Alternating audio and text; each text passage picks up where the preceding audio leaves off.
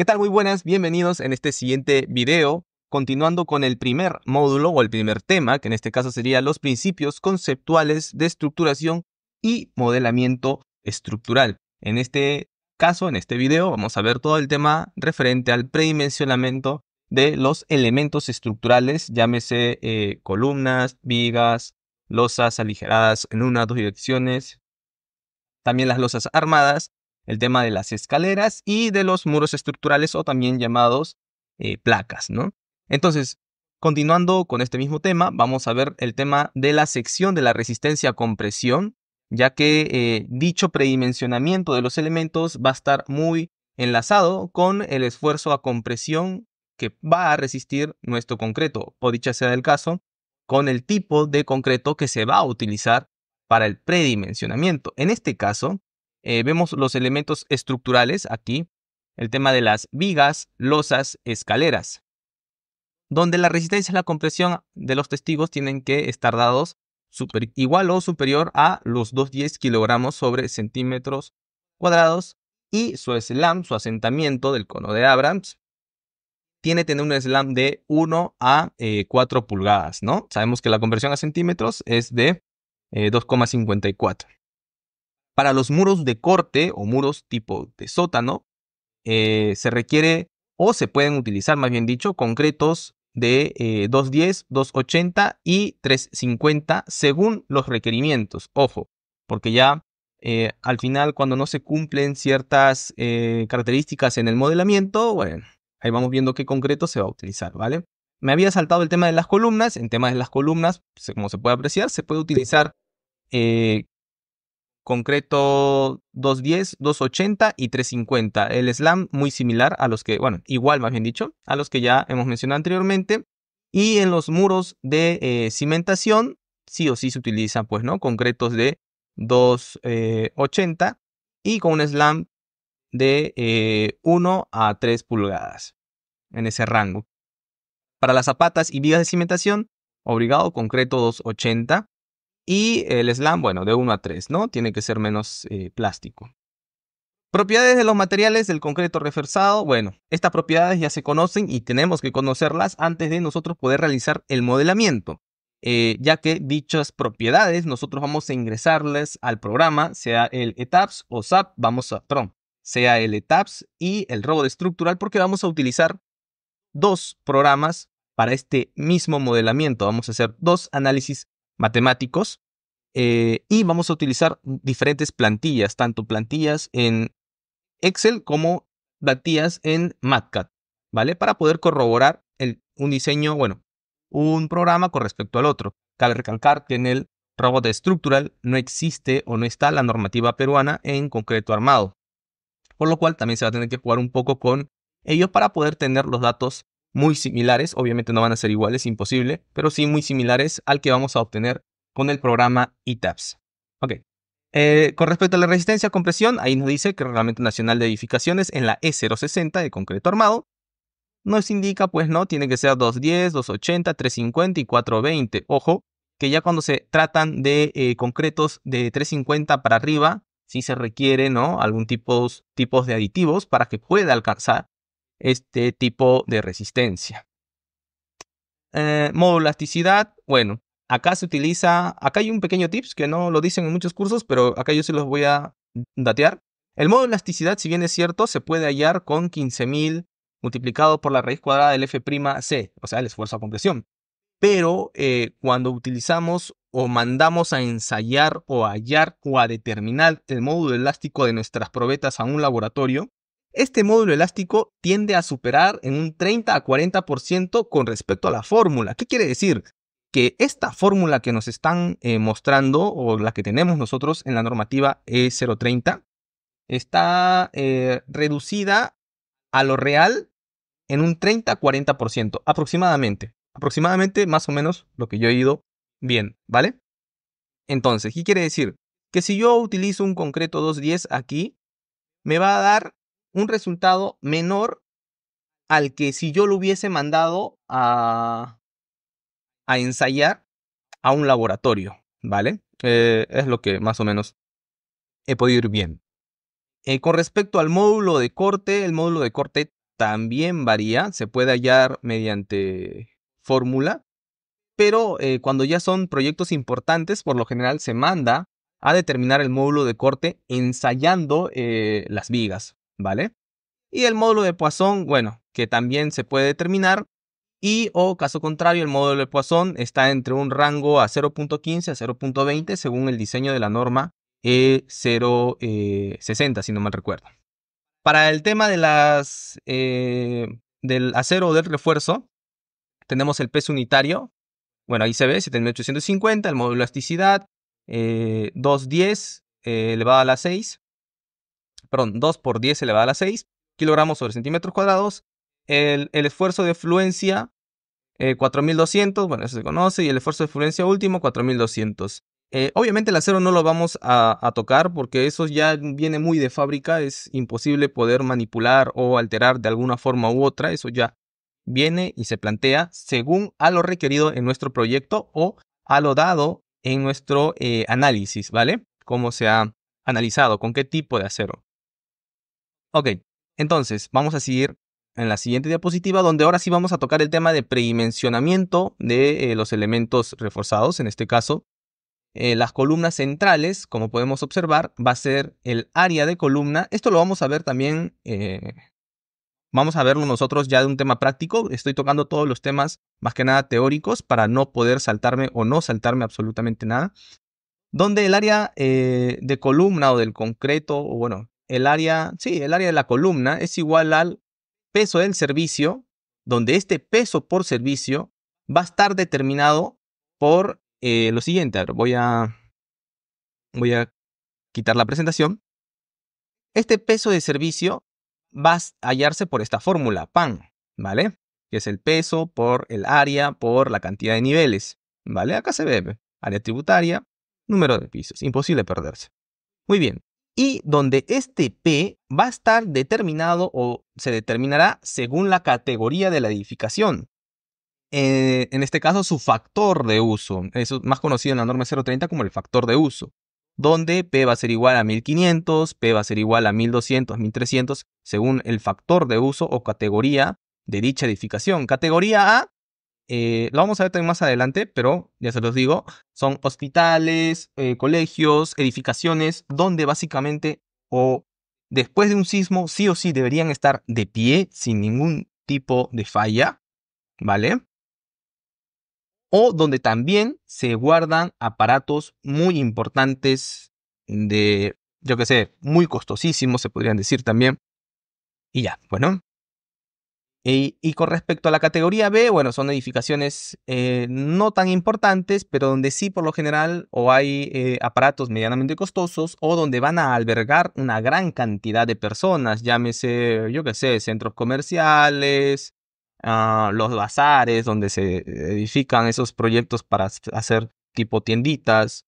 Y por último, la categoría C, donde hay edificaciones tipo de viviendas, ¿no? Tipo multifamiliar, tipo unifamiliar, edificaciones que por lo general ya más se plantea una albañilería que una edificación de pórticos o aporticado o dual. Ahora, también hay una categoría D que no se muestra acá, pero esas no se requieren predimensionar. ¿Por qué? Porque son edificaciones de categoría temporales. Edificaciones de categoría D se les dicen a edificaciones que son edificaciones temporales, llámese módulos. Cuando se construye una edificación y se requiere hacer tipo campamento, bueno, esos módulos son temporales, se construyen y luego se quitan. También hay una categoría, obviamente no se requieren predimensionar, porque estos no van a ser de concreto armado, por lo general son de planchas de madera, ¿cómo se llama? Se me va siempre los nombres, ya me entienden, son módulos nada más, temporales, de 1 o 2 meses, como máximo 3 meses. Ahora, para el tema del área tributaria, bueno, esta área tributaria nosotros la vamos a hallar de acorde al área que vaya a interferir o vaya a darse en la columna, ¿vale? Vamos a abrir Paint. Sí, vamos a abrir Paint. Vamos a hacer un ejemplo de todas maneras. Por ejemplo, este es mi área de proyecto, ¿ya? Este es mi área. donde van a haber columnas, lógicamente, aquí en las esquinas, en los laterales y también en el centro. Lo va a ser simple nada más. Y también en el centro, donde lógicamente el del centro va a ser un poco más grande por su área de concreto. ¿A qué le determinamos área de concreto? Bueno, área de concreto o área de la columna se determina a esta área, ¿vale? A esta área de acá, a este cuadradito interno. Ok, ¿y cómo yo saco el área tributaria, que es lo que nos piden acá, el área tributaria de la columna? Fácil. Busco el centro dentro de estas dos columnas. A ver, acá me falta otra columnita para poder hallar el centro. Vamos a hacer acá así más o menos, para que se vea el ejemplo. Bueno, ya, no tiene que salir perfecto, solo tiene que entenderse. Y listo. Agarro el centro de aquí, el centro de acá, el centro de acá, centro de acá, centro de acá. También requiero uno aquí. Sería el centro de acá. El de acá sería el centro de acá, el centro de acá. Obviamente estos va a hacerse un punto céntrico, ¿no? Un punto céntrico. Acá también se va a hacer un punto céntrico. Punto céntrico. Acá también se va a hacer un punto céntrico, un punto céntrico. Aquí. Centro. Y acá también el centro. Bueno, un aproximado. Para que se entienda más que nada, ¿no? Muy bien. Y esta área puesta de amarillo, sería el área tributaria de esta columna, ¿vale? O sea, el área de carga que se va a dar en esa columna. Lógico, y dicho ya sea de paso, esto es un predimensionamiento, no voy a decir que así se vaya a quedar. Ojo, donde dice, ojo, zonas de alta sismicidad, el área bruta mínima tiene que ser mayor a 1000 centímetros cuadrados. ¿Qué quiere decir? Que no se permiten columnas de 30 por 30. ¿Por qué? Porque 30 por 30 da 900 centímetros cuadrados. 30 centímetros por 30 centímetros, ¿no? ¿Qué quiere decir? Que esta columna no puede tener una dimensión de 30 por 30. Que acá esto no puede medir 30 centímetros, ni acá 30. En su defecto, ¿qué debería medir? Si acaso 35 por 35. Sí, 35. Vamos a agarrar la calculadora. 35 por 35, si supera, 30 por 35 también supera. O sea, puede ser de 30 por 35 cuanto mínimo, ¿vale? ¿Para qué? Para que cumpla lo que se estipula acá, pues, ¿no?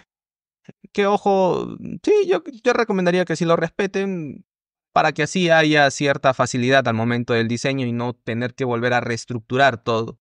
Ahora, para el área tributaria, para el área bruta como tal, acá se puede ver, se puede buscar acá está, consideraciones con respecto a la edificación, ¿no? Cuando es menor a 8 pisos, el peso de servicio entre 0.30 multiplicado por el F'C. Cuando es mayor a 8 pisos, se requiere este factor de amplificación, por así decirlo, de 1.1. La fórmula como tal, si se dan cuenta, se mantiene, ¿vale? Se mantiene. Cuando cambia el 0.45 por el 0.35 cuando son columnas esquineras o laterales. Cuando son centrales sí se mantiene la fórmula. En este caso, acá están dando un ejemplo para una columna como si fuese esquinera, ¿vale? Por eso le ponen el AE. Área de columna esquinera, ¿no? Ahora, el tema de por relación que se ve aquí en esta parte de acá, en la parte derecha, donde se dice que el área tiene que ser mayor, ¿vale? A 0.8 a 0.9 multiplicado por el h. ¿Qué es el h? H vendría a ser la altura que se da con respecto a los pisos. Cuando el h es, digamos, la altura, a ver, voy a poner otro ejemplo, mejor sería lo más conveniente poner otro ejemplo. Sí, vamos a hacerlo como lo ponen ellos. Vamos a hacerlo con líneas. Vale, vamos a hacerlo con líneas. En este caso vamos a hacer un diseño de 19 pisos. Para ponernos un reto más que nada. Vale. Vamos a poner acá el ejemplo rápido. Ya. Y acá. Supongamos que el primer piso, por lo general, tiende a tener una altura un poco más y el de acá sea, yo qué sé, de 3 metros, ¿ya? La altura de 3 metros. Por poner un ejemplo, 3 metros. Ok. Entonces, por poner un ejemplo, 3 metros. Ahora, ¿qué quiere decir? Supongamos que yo puse esta columna céntrica, vamos a poner como ejemplo acá, esta columna céntrica, acá, que va a pasar obviamente todos los niveles, ya que no va a ser una columna discontinua. Y yo le puse de 30 por 35. La vista que estamos tomando es con respecto a este punto, ¿ya? Con respecto a este punto, ¿vale? Y una columna de 35 con respecto a uno y 30 con respecto al otro. Muy bien, yo la estoy viendo en este sentido, entonces quiere decir que tiene un ancho aquí de 35 y un peralte, técnicamente un peralte con respecto a esa dirección de 30. Entonces, que el A mínimo que debe tener esta columna debe ser mayor para columnas céntricas. Miren, la altura que yo tengo esta H es 320. Entonces sería 3.2 entre 8. 3.2 entre 8, yo tendría 0.40. ¿Qué quiere decir esto? Que como mínimo en esta dirección, ¿en esta dirección cuál es? Es esta medida, es 0.30. Pero como predimensionamiento para columnas céntricas, me dice que esto debe tener 0.40. Si bien es cierto, para el predimensionamiento a compresión, esto sí se ha dado, pero también debemos checar esto de acá, donde obviamente no cumple, donde por este lado de esta fórmula me dicen que esa dimensión que debe tener mi columna para efectos ya sísmicos más que nada, tiene que ser 40. Si bien es cierto, mi proyecto cumplía con esto, pues a este lado yo le puedo dar 0.40. O sea, no es 30 en realidad, es 40, ¿vale? Ahora, sí se entiende, me parece, por este lado. Y para el tema de B también tendríamos que hacer un corte por este lado, ¿no? O un corte de vista por este lado, y en este caso sería 35 este lado, donde obviamente tampoco cumpliría, donde va a ser 0.40. ¿Por qué? Porque obviamente la altura de ese piso va a ser el mismo, pues, ¿no? 320. Ahora, si fuese para el nivel 3, sería 3 entre 8. Sería 0.37 por igual. Se tendría que tener una sección mínima de 40 según el predimensionamiento. Esto se hace en base a la altura de la edificación, ¿vale? Y es bueno también seguir estos parámetros, ya que también nos da cierto criterio al momento de hacer un predimensionamiento. Y ya, eso sería con respecto a las columnas. Vamos a irnos ahorita para el tema de las vigas, predimensionamiento de vigas de concreto reforzado. En este caso serían las vigas peraltadas, donde para el tema de predimensionamiento de vigas, por lo general, a ver, vamos a hacer acá, vamos a agrandar esto. No puedo, ¿no? Bueno, podemos hacer esto en todo caso. Vamos a hacer esto y esto de acá. Ok. Para el predimensionamiento de las vigas, por lo general, supongamos, vamos a tener una columna aquí, ¿vale? Una columna aquí y otra aquí, simplemente por tema de ejemplo, ¿vale? Supongamos que sea así. Y la viga va a ir en este sentido, pues, ¿no? Ya. Uy. Muy bien, va a ser más o menos este el ejemplo. El peralte de la viga, el peralte que sería esto de la viga, el H, va a estar dado entre la luz libre, esto sería la luz entre perdón, por lo general se toma desde este inicio de cara de columna a inicio de cara de columna, ¿vale? Supongamos, esta sería la luz. Supongamos que esta luz sea de 4 metros, y según la fórmula nos indica lo siguiente, que va a ser la luz libre entre 10 o entre 12. ¿Cuándo yo considero entre 10 y cuándo considero entre 12?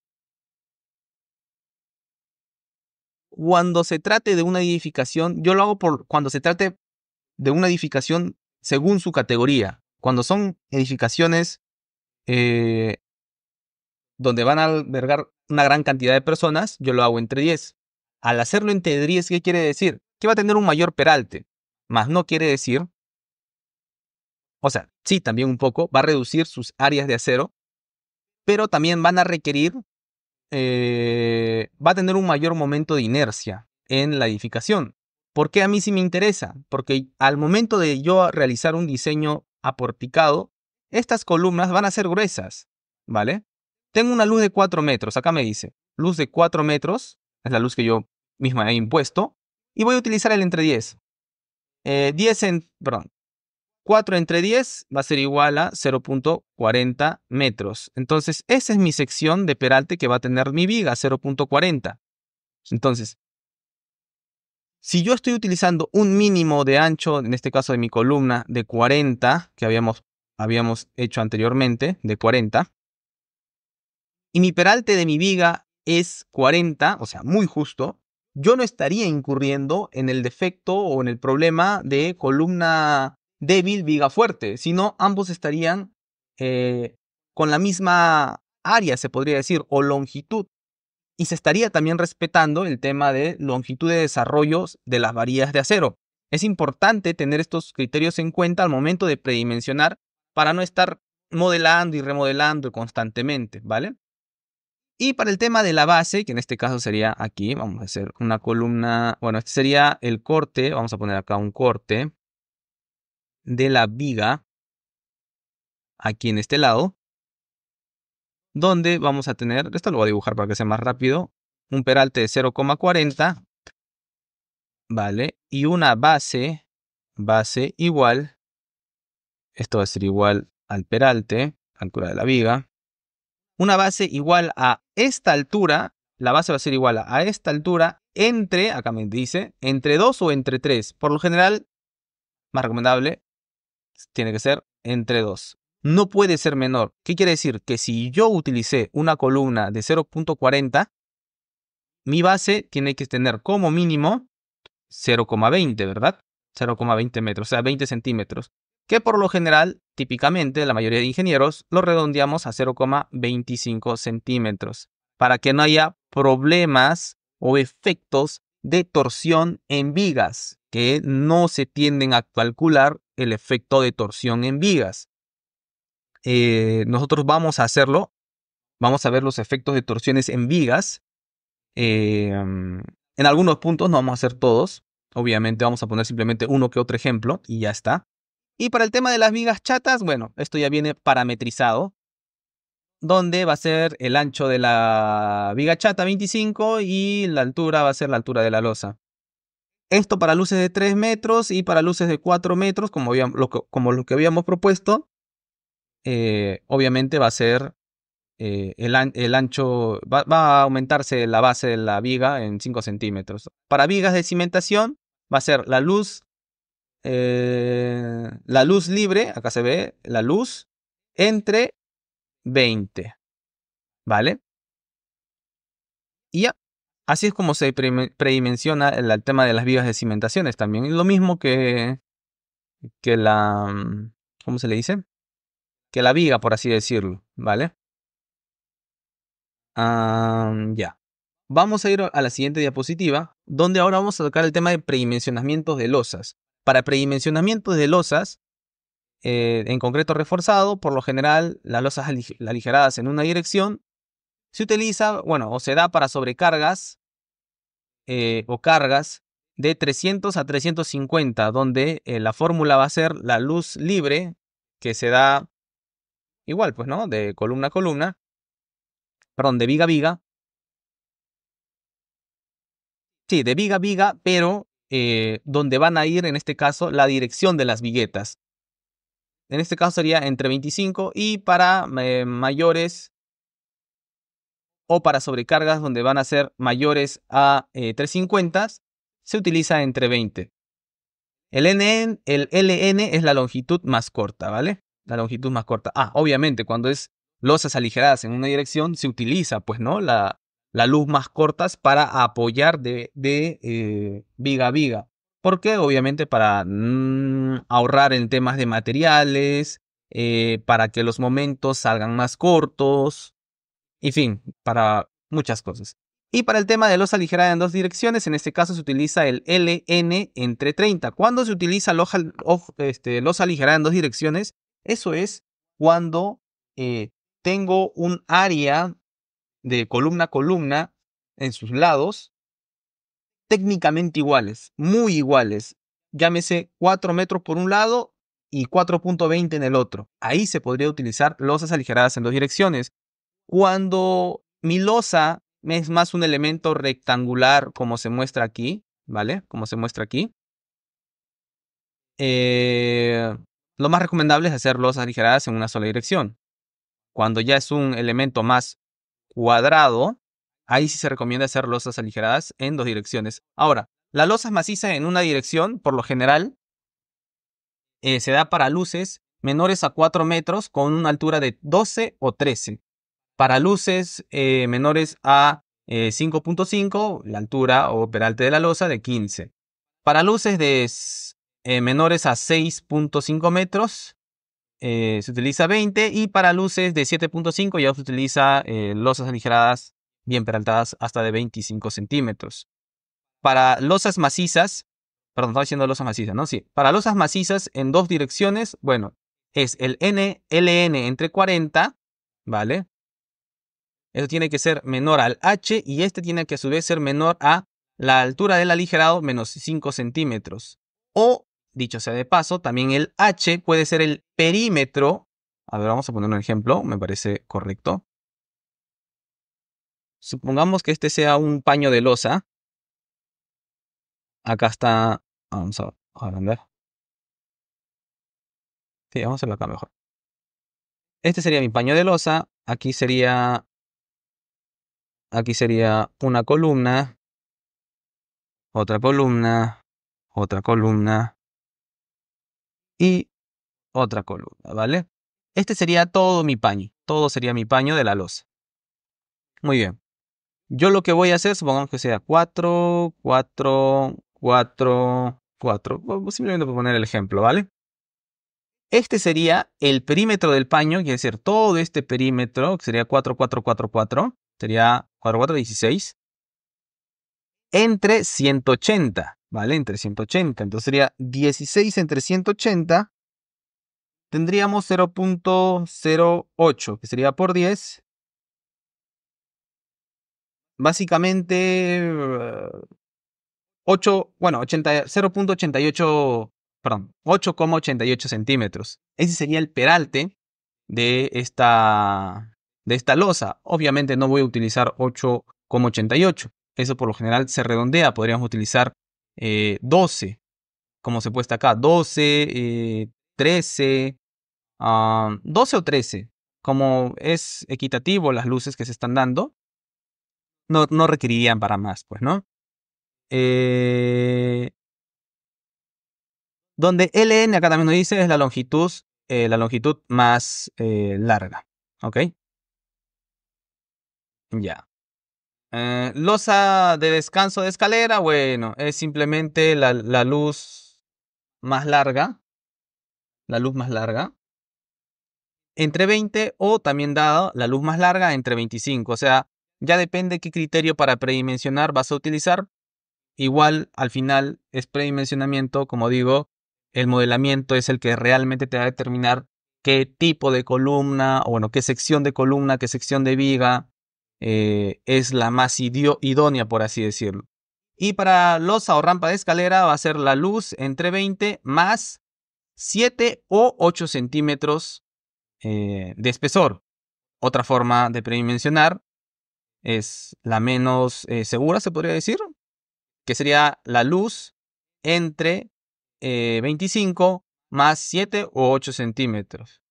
Tomar espesor múltiplos de 2,5. ¿Qué quiere decir? Que el espesor puede ser 15, 17,5, 20, 22,5. Solo esos pueden ser sus espesores, ¿vale? Más que nada para el tema del factor construcción, para no estar poniendo, yo qué sé, 21, 19. y confundir, o bueno, facilitar el proceso constructivo más que nada. Predimensionamiento de muros de concreto armado. En este caso, para predimensionar como tal un elemento de tipo placa o muro estructural, va a conllevar o a recurrir lo siguiente. Eso no se puede predimensionar. ¿Por qué? O sea, sí podemos más o menos estimar de acuerdo a la cantidad de niveles, mas no podemos determinar en qué posición van a ir, porque sabemos que las placas, sus diseños son más acorde que a compresión, porque lo que se requiere es rigidizar la estructura, ¿no? Y al rigidizar la estructura, nosotros podemos rigidizar un lado y hacer que el otro lado, el otro extremo de la edificación sea menos rígidas y nos estarían dando efectos de torsión en la edificación. Entonces, por ese lado, hay ciertos criterios que uno debe tomar al momento de diseñar. Esto ya la práctica, por así decirlo, nos la da. Conforme vayamos haciendo más edificaciones, más diseños, más o menos nosotros ya vamos a intuir en qué lado deben ir los muros estructurales y en qué lado no deberían ir los muros estructurales. Ahora, ¿cuáles son los criterios mínimos para decirle al programa cuándo es un muro estructural? En este caso, que las longitudes mínimas es de 1,20 m, igual que albañilería. Un muro de albañilería que mida menos de 1,20 m no se le considera, por más que esté amarrado por columna, viga, columna y por la parte de la cimentación. Y este de longitud mide menos de 1,20 m, supongamos es 1 metro. Nosotros no lo modelamos en la estructura como que si ese va a aportar rigidez. Simplemente lo colocamos, si es que este va a continuar, lo colocamos como carga. ¿Me explico? Entonces, para este caso en muros estructurales, la misma situación. 1,20 m de longitud y recién vamos a considerarlo como si fuese placa. Para el ancho mínimo de los muros, cuando son zonas de alta sismicidad, como es el cinturón de fuego, por lo general el mínimo debería darse en 15, ¿vale? En 15, perdón, en 15 que digo, en 20. Lo que quería decir es que por lo general vemos hasta columnas de 15 por 30 como columnetas, por lo cual es criticable cuando es en zonas de alta sismicidad y es algo a lo que quería tocar, ¿no? Para hacer hincapié. Por lo general, también se consideran 15 centímetros de espesor en casos de edificios de pocos pisos y de 20, 25, 30 conforme aumenta el número de pisos. El espesor mínimo es de 1 entre 25 veces la altura entre los elementos de arrastre de losa, pero no menos de 15 centímetros en pisos superiores y 20 centímetros en sótanos contra terrenos. Ojo, ojo, cuando se trata de ascensores, por lo general yo le coloco 25 y si ya veo que no hay mucha complicación o no aporta mucha o hay mucha rigidez extrema, le reduzco a 20, ¿vale? ¿Para qué? Para así más o menos ir moldeando mi modelamiento. Prefiero ir de hacia adelante hacia atrás, ¿no? Como que ir reduciendo las secciones hasta que me dé una edificación la más óptima posible, que ir desde lo menos e ir aumentando. No sé si me explico. Muy bien. Entonces, el LM entre T tiene que ser mayor a 4. Ahorita vamos a ver básicamente cómo es que se determina a ciencia cierta el tema de las placas, el espesor de las placas, y ya está parametrizado en base a la cantidad de niveles que se vayan a edificar, ¿vale? Ok, ¿qué dice? La norma peruana ni el ASI brindan criterios para definir. Y eso es lo que digo, no hay forma de definir. No es que no nos brinden, es que sinceramente no hay forma de cómo definir una placa, salvo solamente su espesor. Pero de acorde a la posición o cómo va a ir, es imposible porque cada edificación es única. ¿Ok? Ahora, acá dice predimensionamientos de concreto armado. Dice, alternativamente se puede utilizar la siguiente expresión para realizar el predimensionamiento de los muros de corte. Bueno, esta es una fórmula de cómo poder predimensionar, pero no es que sea una ciencia misteriosa, una ciencia grande, ¿no? Esto ya viene parametrizado. Vamos a leerlo. De práctica se ha observado que los muros deben predimensionarse por deformación para solicitaciones sísmicas, utilizando la siguiente expresión de las secciones cuadradas. Estas secciones se pueden reemplazar por una sección rectangular al igual de momento de inercia, pero hay que definir uno de los lados. Bueno, vamos a tocar esto de acá más adelante. Yo les voy a mostrar una forma y esta forma la vamos a tocar más adelante, ya que para esto requerimos ciertos datos que si los tomo ahora estaría adelantando el curso y yo quiero ir con cierto orden, ¿vale? Ok. Ya. Vamos a ir a la siguiente. Perdón, ¿qué dice? Observación. Nótese que para la cortante de piso cortante basal versus no se emplea VS, no se emplea el factor de reducción de las fuerzas sísmicas, que sería el factor R, ya que las columnas y muros de corte se deben predimensionar por deformación y no por resistencia. Lógico. Muy bien, y por último, bueno, para concluir este video, sería una nota de parte de Leonardo da Vinci, que es: el aprendizaje es la única cosa que la mente nunca agota, nunca teme y nunca se arrepiente.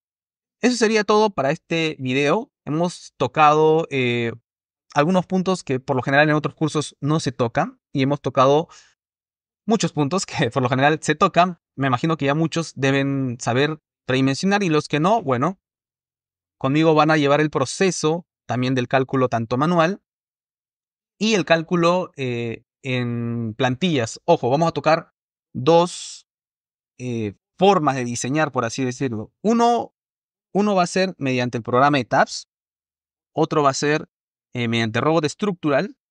Ahora, para poder nosotros reportar o hacer el reporte o el informe de memoria de cálculo, vamos a apoyarnos en el Excel y vamos a apoyarnos en el MATCAD. Vamos a utilizar dobles plantillas para el diseño. O sea, vamos a utilizar múltiples programas. Y con respecto al modelamiento de la misma en Revit, eso no lo vamos a hacer, ya que más a futuro pienso traer un diseño o un módulo para diseños de puentes, donde ahí vamos a tocar el tema de Revit, Y con el tema de Revit vamos a ir diseñando los elementos del puente.